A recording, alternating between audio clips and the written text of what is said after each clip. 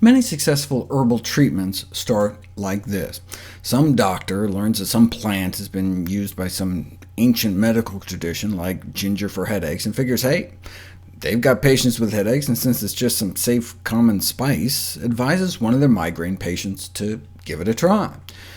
At the first sign of a migraine coming on, the patient mixed a quarter teaspoon of powdered ginger and some water, drank it down, and poof! Within a half hour, the migraine went away.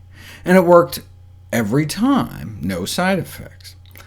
This is what's called a case report, which is really just a glorified anecdote, but case reports have played an important role in the history of medicine. AIDS was first discovered as a series of case reports. Some young guy walks into a clinic in Los Angeles with a bad case of thrush, and the rest is history. Or reports of an unusual side effect of a failed chest pain drug leading to the billion-dollar blockbuster Viagra.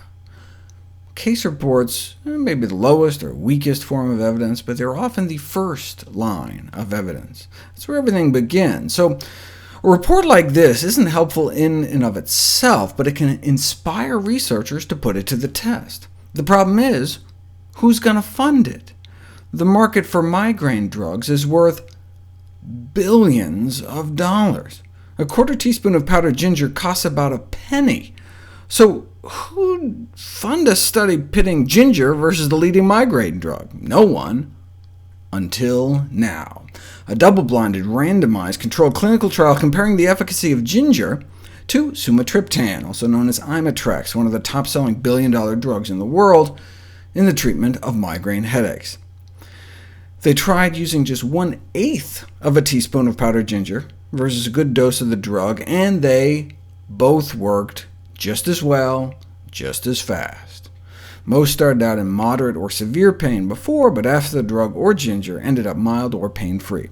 The same proportion of migraine sufferers reported satisfaction with the results either way, and so as far as I'm concerned, ginger won. Not only because it's a few billion dollars cheaper, but because there were significantly fewer side effects in the ginger group. On the drug, people reported dizziness, a sedative effect, vertigo, and heartburn. The only thing reported for ginger was an upset tummy in about 1 in 25 people, though taking a whole tablespoon of ginger powder at one time on an empty stomach could irritate anyone's tummy, just as a note of caution. But sticking to 1/8 of a teaspoon is not only up to 3,000 times cheaper than the drug, but you're probably less likely to end up as a case report yourself, of people that have had a heart attack or died after taking the drug.